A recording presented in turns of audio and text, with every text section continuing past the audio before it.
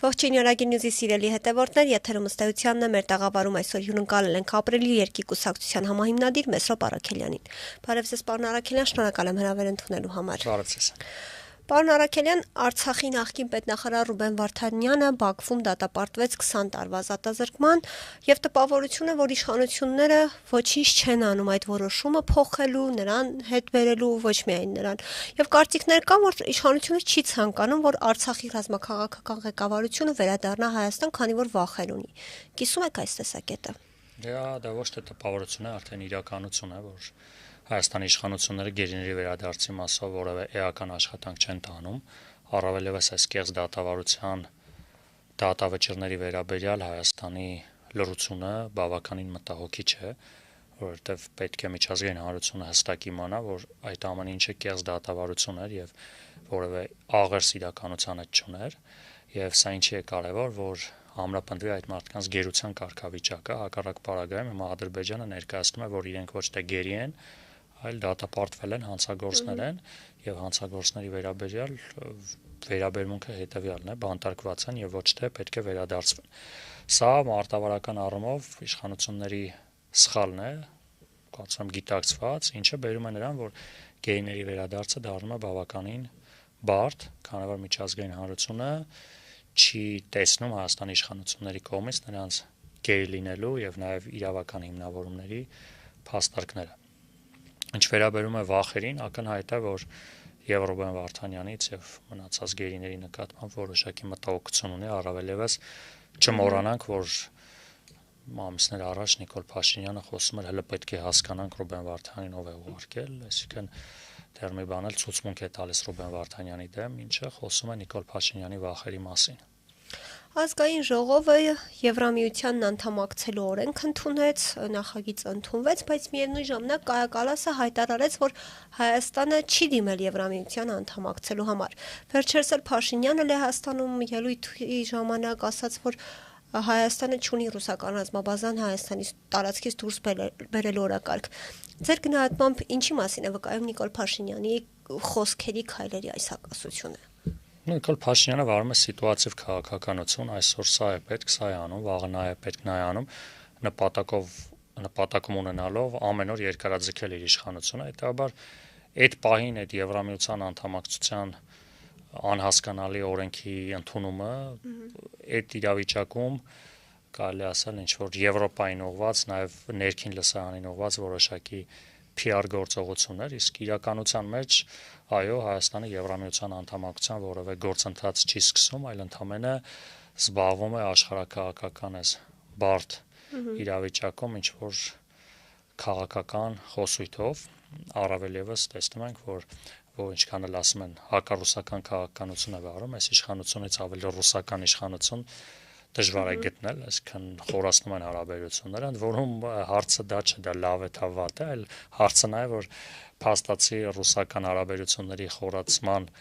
իրականացնող իշխանությունը անընդհատ ինչ որ հակառուսական, ընդ որում նաև սա էլ է արձանագրվում, որ վախում են նաև չէ անդադ ինչ որ այլ երկրներ, երրորդ երկրից, օտար երկրներից էլ վախենում են որևէ տեղ տան Ռուսաստանի անունը, որ իբր թե Ռուսաստանը ամենձև Հայաստանի իշխանությունների հետ վատ է։ Հետաբար այս քաղաքականությունը ինչ որ հետ գնանք, հիշում եք մի ժամանակ Նիկոլ Փաշինյանի այդ փրկիչը Ֆրանսիաների դեմս նախագահ Մակրոնի հետո այդ Շարլ Միշելներ տխրահրճակ, հիմա Միացյալ Նահանգներն է, բայց երբ պետք է լինում նաև Ռուսաստանն է, այսինքն այս պարագայում էլ եմ ասում Նիկոլ Փաշինյանի արտաքին կամ ներքին քաղաքական օրակարգերի հիմքում դրված է սեփական իշխանությունը պահպանելը։ Գաղտնիք չէ, որ Նիկոլ Փաշինյանն ունի արևմուտքի աջակցությունը, ԱՄՆ փոխնախագահ Վենսը ոչ ուղակի, բայց ասաց, ակնարկեց, որ ընտրություններում աջակցում է Նիկոլ Փաշինյանին։ Դուք ինչով եք բացատրում արևմուտքի մի շարք քաղաքական կենտրոնների այս աջակցությունը, քանի որ նրանք նաև աչք են փակում Հայաստանում տեղի ունեցող իրադարձություններին, մարդու իրավունքների խախտման, ժողովրդավարությունից նահանջին, նաև Հայաստանի ռուսամետ կուրսին։ Այն որ վերջի տարիներին մանավանդ վերջին ամիսներին ընդհանրապես մարդու իրավունքներ, միջազգային իրավունք վերացել է, դա ամբողջ աշխարհում է, առավել եւս արևմուտքի գործադրմամբ, հետևաբար խոսել, որ Հայաստանում ինչու են մարդու իրավունքների ոտնահարման վրա աչք փակում, որտեղ իրենք են նաև անում են, ինչ որ դրա փոքր դրսևորումները տեսնում են Հայաստանում, այսինքն այլևս վաղուց ու վերջին տարիներին առավել եւս այդ եվրոպական արժեքները, արևմտյան արժեքները ոտնահարված է, որոնք շատ համամարտկային արժեքներ են, չասենք միայն արևմտյան, եւ հետեւաբար այն ինչ որ անում է Նիկոլ Փաշինյանը, անում է նաև արևմուտքը, եւ այդ տեսանկյունից որովից է այդպես զարմանալի բան չկա, ինչ վերաբերում է հնարավոր աջակցությանը Նիկոլ Փաշինյանին, չեմ կարծում դրան պետք է այդպես գերագնահատել այդ փաստը եւ ոչ էլ իհարկե դնել մի կողմ, հիմա Նիկոլ Փաշինյանի վարած քաղաքականությունը գոնե խոսույթի տեսքով այդ հակառուսական դուր է գալիս արևմուտքին այնքանով որքանով, բայց միևնույն ժամանակ տեսնում ենք, որ արևմուտքը շատ ավելի ջերմ ու խորքային նաև ստվերային հարաբերություններ ունի Ռուսաստանի հետ եւ այս ամենը վնասում է միայն Հայաստանին, այսինքն պետք է կաստեղը արևմուտքի ու Ռուսաստանի հարաբերությունները այնքան արագ կջերմանան, որ Նիկոլ Փաշինյանը չի հասկանա, թե ինչ է կատարվում, հետեւաբար մտնել աշխարհակաղակական խաղերի մեջ եւ ինչ որ մեկի կողմից մյուսի դեմ ինչ որ բաներ խոսել, այդ ամեն ինչը չի մոռացվում եւ շատ ավելի արագ մոռացվում է այդ գերտերությունների կոնֆլիկտը, այսինքն գերտերությունները այնքան արագ են մոռանում իրենց կոնֆլիկտները ու դառնում բարեկամներ, որտեղ կա շահերի բախումներ, որից հետո կա շահերի համընկնումներ եւ այդ շահերը պարտադրում են նաեւ շատ արագ լուծել աշխարհակաղակական կոնֆլիկտները, իսկ այն փոքր երկրները, ովքեր այդ խաղերի մեջ հայտնվելով մեկի կողմն են բռնում մյուսի դեմ, հետագայում այդ փոքր երկրներն են պատժվում։ Իշխանությունները, պարոն Արաքելյան, վստահություն են հայտնում, որ իրենք հունիսի 7-ի ընտրություններում ավելի շատ ձայն են ստանալու, քան 2021 ընտրություններում, իհարկե հղում անելով մի շարք այսպես հարցումների։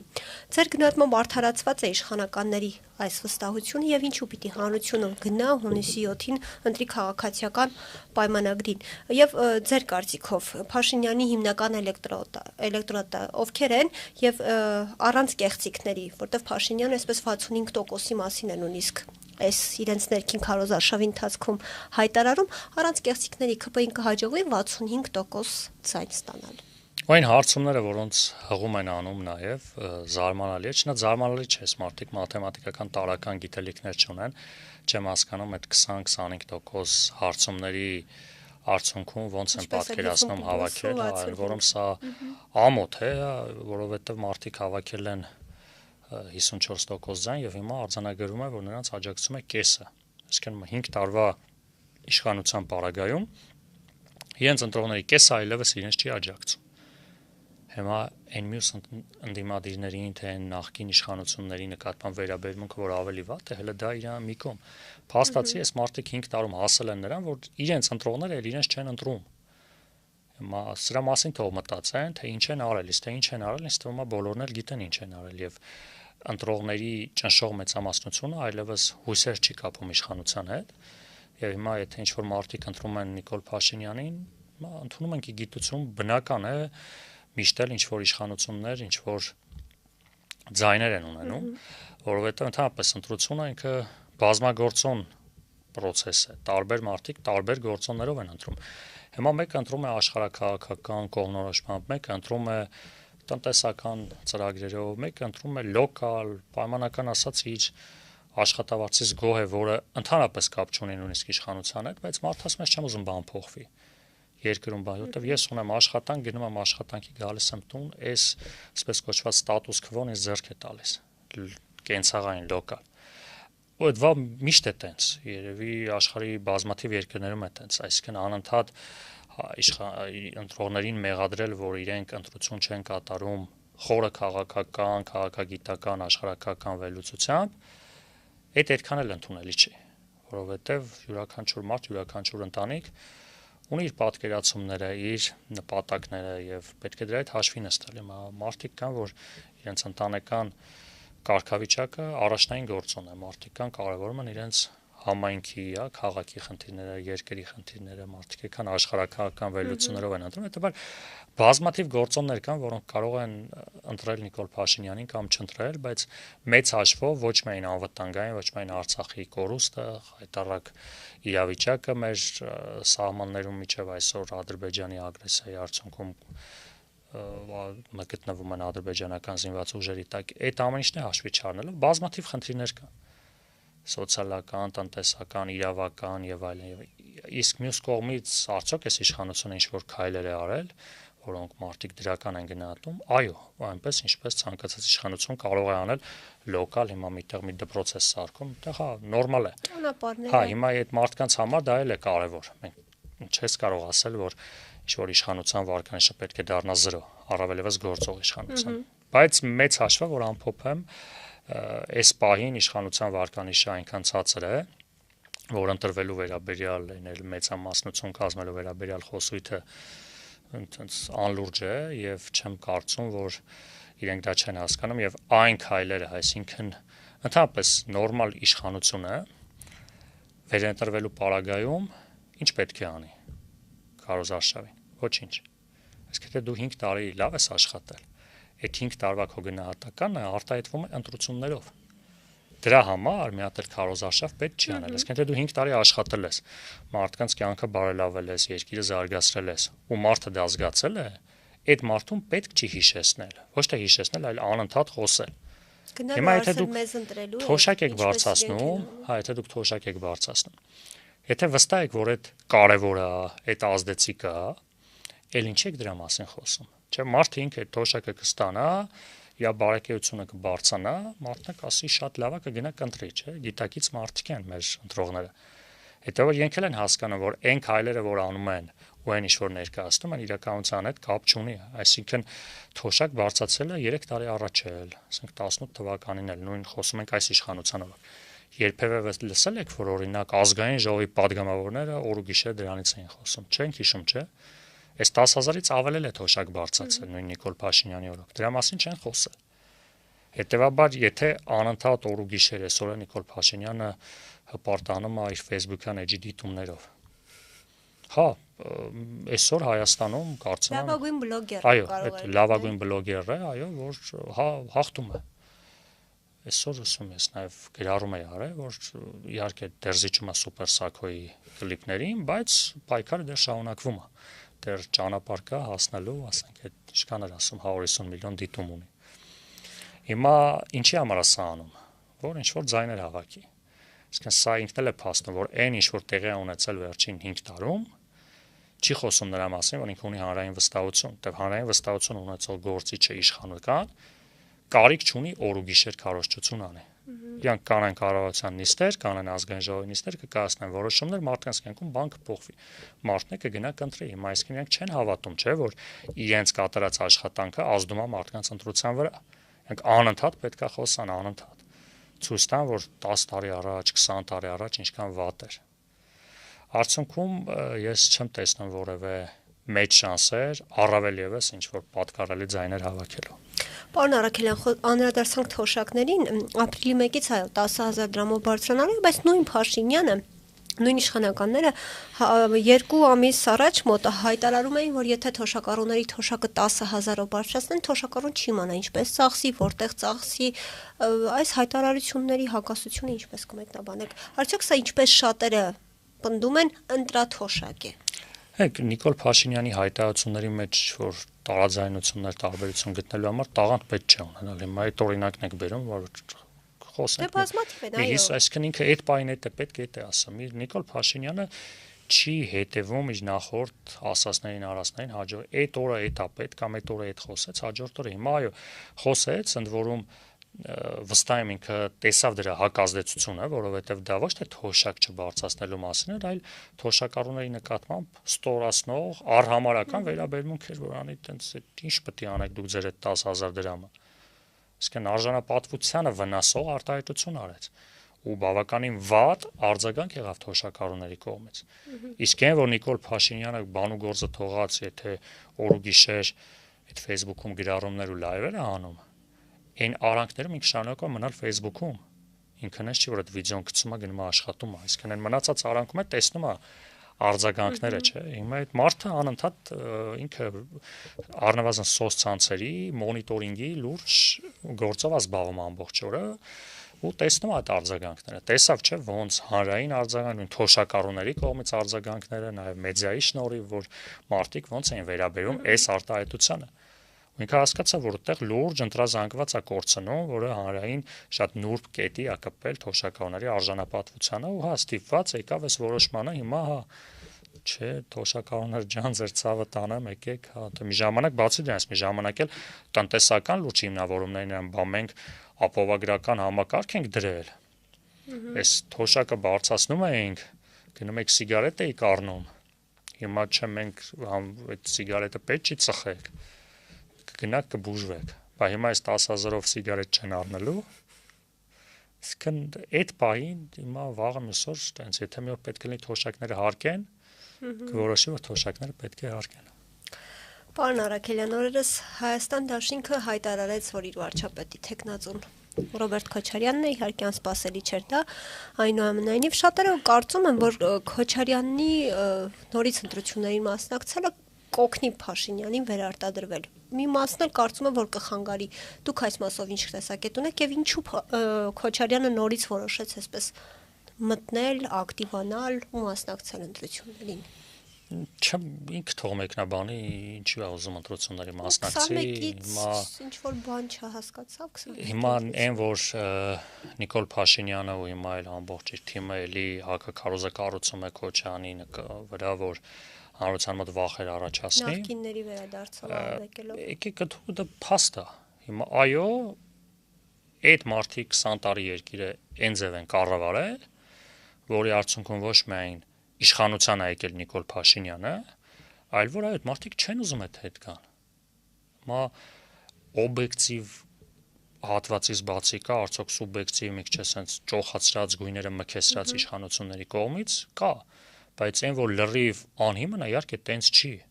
Այն որ այս ժողովուրդը չի ուզում նաև դրա պատճառով 18 թվին այս մարդիկ գնացին իշխանությունից, այդ մարդիկ չեն մոռանում։ Նիկոլ Փաշինյանը, որ Արցախը հանձնել է Դրանից Ռոբերտ Քոչարյանի ու Սերժ Սարգսյանի իշխանության կոռումպացվածները սրբեր չեն դառնում։ Այսինքն չի կարելի գալ կոռումպացված մարդկանցով ասել Նիկոլ Փաշինյանը Արցախը հանձնել է։ Այո, Նիկոլ Փաշինյանը Արցախը հանձնել է, որի համար պետք է Նիկոլ Փաշինյանը հեռանա իշխանությունից։ Բայց երբ որ դա ասում ես կոռումպացված, երկիրը կեղեքած մարդկանց դեմքով, հանրությունը սկսում է առնվազն տարակուսել այդ ասացի ճշմարտացիության, առավել եւս գործողությունների մղման մասով, թե ինչ անենք։ Տվաբար այն տեսակետը նաեւ որ նախկին իշխանությունները այսպես կոչված աջակցում են Նիկոլ Փաշինյանին, ինքը այս հարթության մեջ պետք է նայենք, որովհետեւ շատ հաճախ տեղի ունենում նեգատիվ ընտրություն։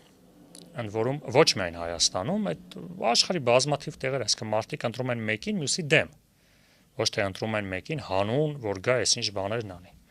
Հիմա այո շատ հաճախ Նիկոլ Փաշինյանի ընտրողները ընտրում են որ Ռոբերտ Քոչարյանը չգա իշխանության, Սերժ Սարգսյանը չգա իշխանության։ Այդ էլի ա եղել նախկինում էլ տարբեր ընտրություններում եւ Հայաստանում ընդդիմության ընտրում են որ իշխանությունը գնա կապ չուներ ով էր ընդդիմության առաջնորդը այդ պայն։ Երևի էլի կլինի։ Այսինքն այդ նեգատիվ ընտրությունը մարդու հոգեբանության մաս է կազմում։ Հիմնականում այն հատվածի, ովքեր տենց խորքային չեն վերլուծում, հա, տենց ուղղակի էմոցիոնալ ընտրության ժամանակ առաջ է գալի նեգատիվ ընտրություն։ Ընդ որում դա նաև իշխանությունն է օգտագործում։ Ասում է, տեսեք, եթե մեզ չընտրեք, պատերազմ ալնելու։ Այսինքն որ էլի նեգատիվ ընտրություն անեք։ Այս որ այսինչ բանը չլինի։ Չեյով կազմվող բառերն են անընդհատ քարոզչության նյութ դառնում։ Ընդդիմությունն էլ է դա անում։ Նիկոլ Փաշինյանին չընտրեք, որ չասում մեզ ընտրեք։ Հետևաբար այս տեսանկյունից որ դիտարկում ես, այո, հիմա Ռոբերտ Քոչարյանի մասնակցությունը ոչ թե ամրապնդում է Նիկոլ Փաշինյանի իշխանությունը այդ հարթության մեջ նայենք, այլ ընտրությունների ժամանակ ընտրողների վարքագծի վրա ավելի թուլացնում է իշխանափոխության շանսերը։ Իհարկե մարդիկ կան գնալու են ընտրան Ռոբերտ Քոչարյանին, այդ մարդն ունի իր անդրազանգվածը, ոնց խոսեցինք Նիկոլ Փաշինյանի մասին չկրկին, որ մարդիկ է համարում են Ռոբերտ Քոչարյանին պետք է ընտրան։ Բայց առնվազն խոսենք ոչ միայն այսօրվա իրավիճակի մասին, տեսեք, նույնիսկ եթե դնում ենք մի կողմ այն իշխանության ժամանակ Ռոբերտ Քոչարյանի կամ Սերժ Սարգսյանի որ տեղի ունեցել, այս մարդիկ 21 թվականին մասնակցում էին ընտրություններին Նիկոլ Փաշինյանի հեռացնելու օրակարգով, չէ, իրանք չէին ասում մենք գալու ենք օրենսդրական նախաձեռնություններ անենք, Էս անենք, իշխանությանը զսպենք, տենց ժողովրդի հարցերով զբաղվենք, այդ մարդիկ ասում են մեզ մանդատ տվեք, գնանք Նիկոլ Փաշինյանին հեռացնենք։ Չստացան այդ մանդատը, չընտրվեցին։ 21 թվականից մինչև այսօր այս մարդիկ ասում են, որ այլ ճանապարհով ենք հեռացնում Նիկոլ Փաշինյանին, փողոցային պայքարով, իմպիչմենտով, սրանով, հեսա, մի ամսից, երկու ամսից բան չմնաց։ Ու չստացվեց։ Հետևաբար 5 տարվա գործունեությունը, այսինքն 20 տարի որպես իշխանություն են տապալել իրենց։ 5 տարի էլ տապալել են որպես ընդդիմություն։ Հիմա մարդիկ որպես ընդդիմություն եկե բան են խոստացել ժողովրդին, չեն արել։ Այսինքն իրանք էդ էլ չեն արել։ Այսինքն հələ դնենք մի կողմ են 20 տարին, ասենք հա չասենք նախկիններ։ Ներկա ընդդիմություն։ Որպես ներկա ընդդիմություն ինչ հաջողություն են ասել այս մարդիկ։ Հայաստանի պատմության ամենաողբերգական ժամանակահատվածն ենք մենք ունեցել 21-ից 26 թվականը։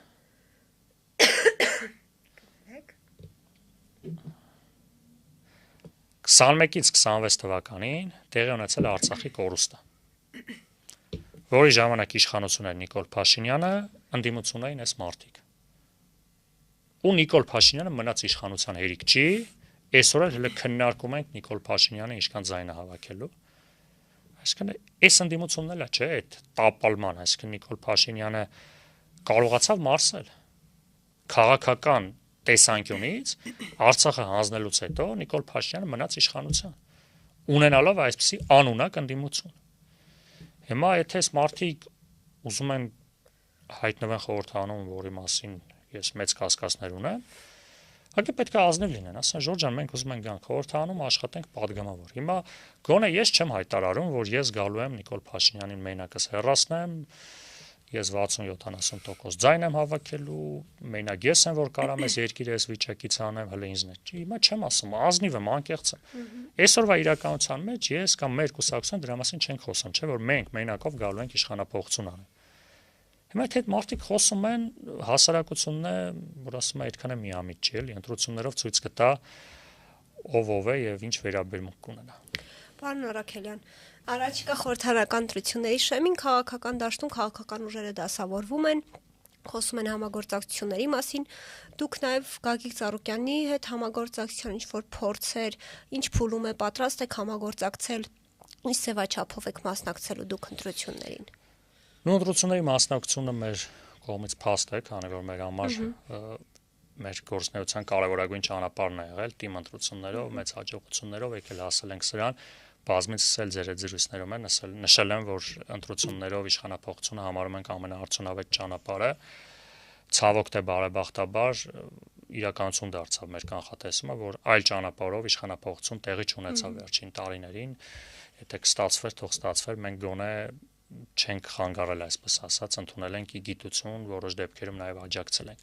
Ինչևէ, այս ընտրությունները մեր համար բնական էր, որ պետք է տեղի ունենար ու պատրաստվել ենք։ Ինքնանպատակ չէ մասնակցության ձևաչափը, կարծում ենք, որ հնարավորություն կա, ու չասենք այնպես լայն կոնսոլիդացիա ամբողջ ընդդիմության, այլ գոնե որոշակի բևեռների ձևավորում, որ մեր որպես ապրելու երկիր կուսակցության պոտենցիալը առավել արդյունավետ օգտագործենք այս հնարավոր համագործակցությունների շրջանակներում, ու առաջիկայում 1-2 շաբաթում կունենանք վերջնական պատկեր, քանի որ շփումները, քննարկումները երկկողմանի կամ նաև բազմակողմանի են, դրա մասին կխոսենք, երբ որ կունենանք բոլոր կողմերի հետ վերջնական համաձայնություն։ Ընդդիմությունը պնդում է, որ այս համապետական ընտրություններում անելու են Գյումրի 2։ Դուք էլ ասում եք, որ իշխանափոխություն ընտրություններով պետք է լինի, արդյոք ընդդիմություն ունի բավարար ռեսուրս եւ կազմակերպվածություն Փաշինյանին ընտրություններով հեռացնելու, քանի որ արդեն ասացինք ունի արտաքին աջակցություն Փաշինյանը։ Ես այդ նախ Գյումրի 2, որ ասում են, այդ ասողների մեծ մասը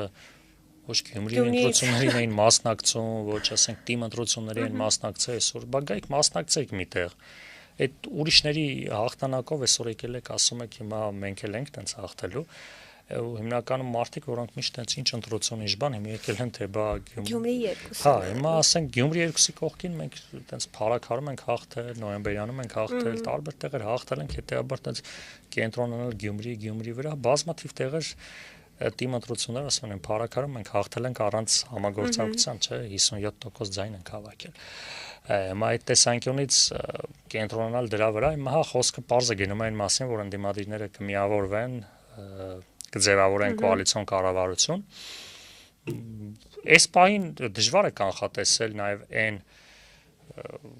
կոնֆիգուրացիան, որը կարա տեղի ունենա, նույնիսկ դեռ հայտնի չէ, որ ուժերն են մասնակցում, ինչ ձև են մասնակցում, որ ուժերը կհայտնվեն խորհրդարանում, ով քանի տոկոս կունենա, հիմա տենց են, որ բազմաթիվ սցենարներ կան, հիմա շանս տեսնում ենք, որ ընդդիմությունը կարող է ունենալ ավելի շատ ձայներ, քան իշխանությունը, այո, բայց գոնե մեզ համար այդ հետընտրական համագործակցությունները ինքնանպատակ չէ, այսինքն տենց ամեն գնով համագործակցել իհարկե կարևոր է իշխանության հեռացումը, բայց պետք է հասկանաս ում հետ ինչ ձևաչափը, որովհետև սա ոչ թե երկու թիմերի միջև տենց սպորտային միջոցառում է, տենց 4-5 հոգով հավաքվենք, այս ինչին հաղթենք, ստե երկրի մասին է խոսքը։ Լավ, գնաց այս իշխանությունը, բայց 5 տարի ինչ ենք անելու։ Ովքեր են դրա համար պատասխանատվություն կրելու։ Շատ հեշտ է ասել, այս իշխանությունը պետք է հեռանա եւ վերջ։ Այտենց նախորդ իշխանությունն է հեռացավ, դրանից առաջը հեռացան։ Բայց ցավոք տեսնում ենք, որ հետո բազմաթիվ ռիսկեր կան։ Հետեւաբար մենք տենց ինքնամոռաց գնալ, որ այ պետք է իշխանությունը հեռանա ու դրանից հետո կարևոր չի ինչ կլինի, շատ կարևոր է, շատ։ Ես նաև վստահ եմ, որ հանրության մեծ մասը նաև այդ մտավախությամբ է առաջնորդվում ընտրելով։ Նաև չի գնում ընտրությունների։ Նիկոլից հետո ինչ է լինելու հարցի պատասխանը շատեր ուզում են ստանալ, որովհետև տենց չեղավ Սերժից հետո հարցի պատասխանը ու եկանք հասանք սրան։ Հիմա ասել աստատ լավ է լինելու չենք կարող, որտեվ առնվազն այն միջավայրը, որտեղ մեր պետությունը կա, այսինքն այսօր մենք չենք հասել այն օրվան Նիկոլ Փաշինյանի պատճառով, որ խնդիրը թոշակների բարձրացումն է կամ հարկերի իջեցումն է կամ ինչ որ ենթակառուցվածքների ստեղծումն է, դե ասենք հա կգանք դե բյուջեով կանենք կոռուպցիա չի լինի, չէ, շատ խորքային խնդիրների առջև է մեր պետությունը կանգնած։ Հիմա դրա շուրջ որ ուժերը ինչ պատասխանատվություն կարող են վերցնել համագործակցության, շատ հարցեր կան, դեպաբար մենք այս պահին անելու ենք առավելագույնը, որ մեր մասով ասեմ շատ ձայն հավաքենք, որից հետո թե ինչպիսի ձևաչափ կլինի, որտեղ ասեմ շատ կարևոր է, որ խորհրդանում հայտնվեն ուժեր, որոնք ունակ են վերցնել այդ պատասխանատվությունը եւ ընտրողներն էլ գիտակցեն, որ իրենց ձայնը տալիս են ուժերի, որ ոչ թե զուտ էմոցիոնալ այս մեկը չլինի, ով ուզում է լինի, որ հետո այդ մարդիկ կան իրենց բաժին պատասխանատվությունը կրեն։ Դե սենց մենք խոսել տենց գեղեցիկ պատկերներով, խոսքերով շատ բարդ է, որտեվ այն մարտահրավերները, որ կա ու այն իրավիճակին, որ Նիկոլ Փաշինյանը բերեմես հասցրել է, տենց պատրանքներով ասել ժողովրդին, ջան, դե գալու ենք 5 րոպեում այս հարցերը լուծվելու է, շատ ծանր խնդիրների առջև ենք կանգնած եւ ընտրություններին եւ առավել եւս ընտրություններից հետո իշխանություն ստանձնելուն պետք է շատ պատասխանատու մոտենալ։ Պարոն Արաքելյան, օրերս Արդարադատության նախարար Սրբ Գրիգորյանը հայտարարեց, որ սահմանադրության տեքստը արդեն պատրաստ է եւ պետք է քննարկվի ԿՊ վարչության նիստում։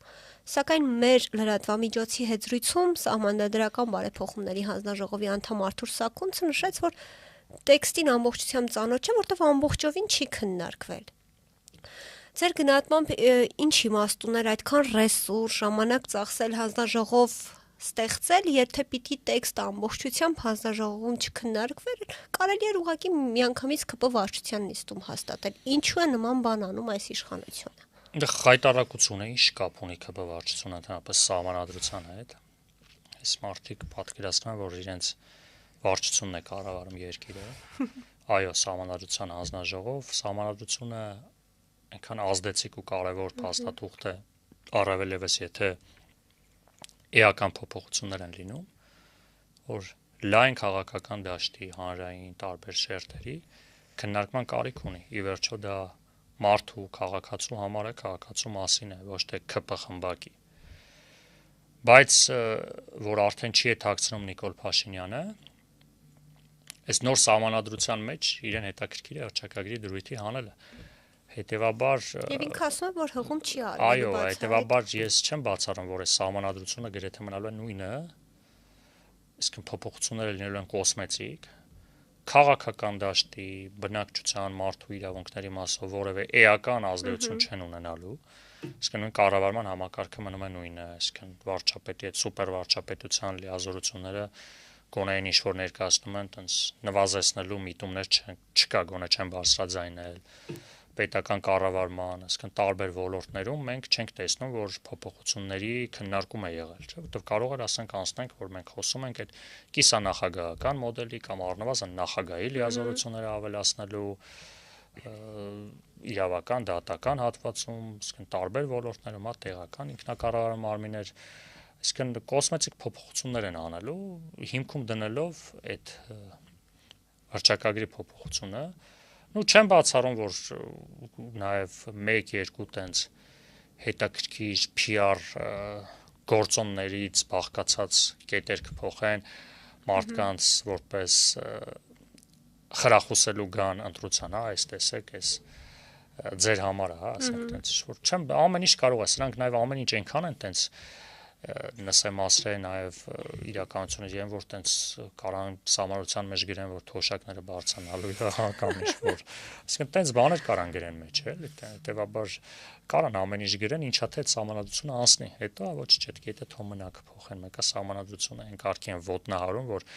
Նիկոլ Փաշինյանը էլ մոռացել է սահմանադրության իր լիազորությունների մասին, մյուս մարմինների լիազորությունների մասին։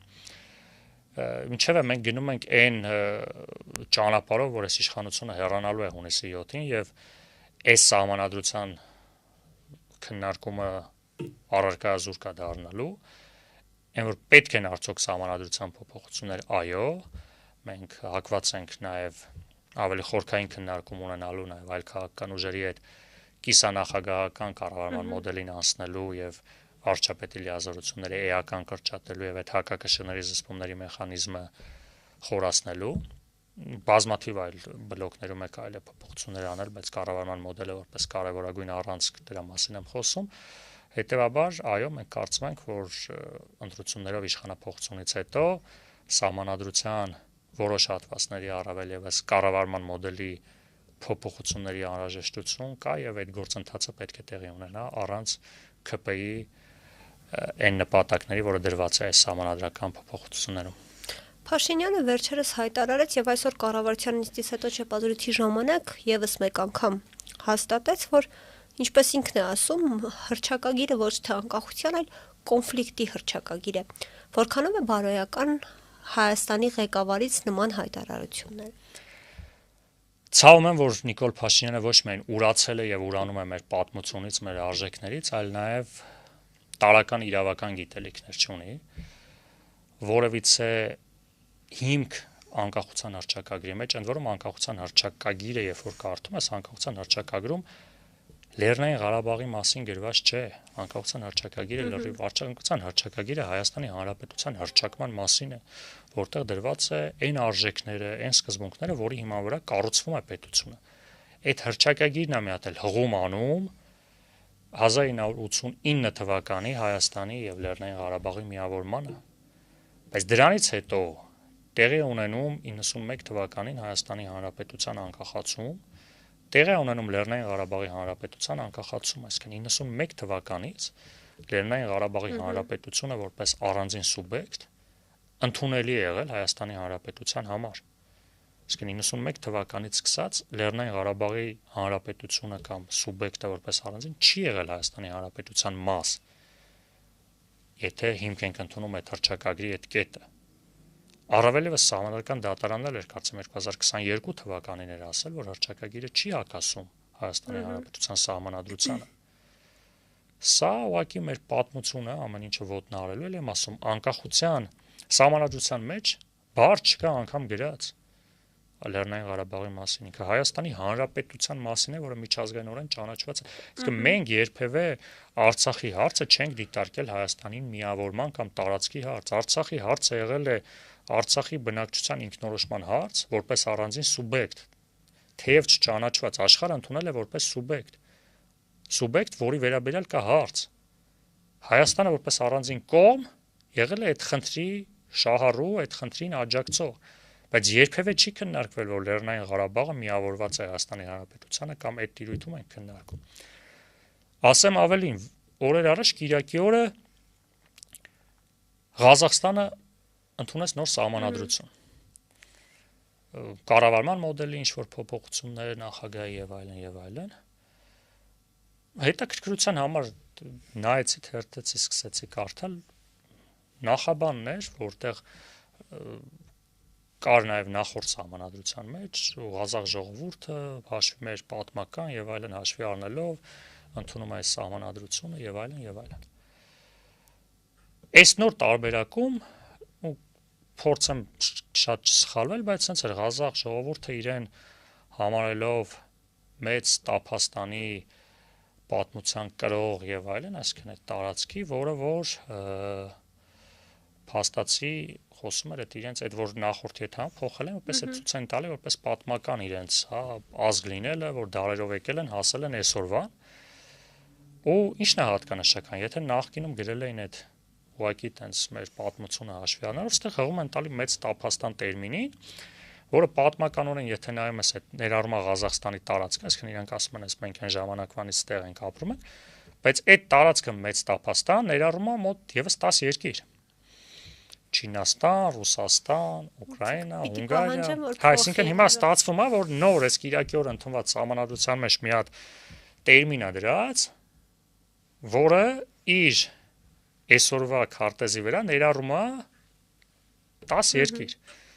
Հիմա այսինքն ինչ Ղազախստանն էլ հա դարձավ տես տարածքային, այսինքն մարազմա էլ, այսինքն այդ սահմանադրության նախաբաները ընդհանրապես արարողակարգային, տենց հռչակագրային բնույթ են կրում, հա, ավելի շատ չեն ներառում իրենց մեջ իրավական արժեք, դրանք հոդվածները չեն, ինչ որ նախադասություններ են տվար։ Սա ինչի մասին է խոսում, Ադրբեջանի հերթական պահանջները։ Բայց էլ ինչ խաղաղություն։ Բայց եթե ասում ես ընկեր ջան, խաղաղությունը հաստատվե։ Հիմա հարց, այս սահմանադրությունը որ չընդունվի, խաղաղություն չի լինելու։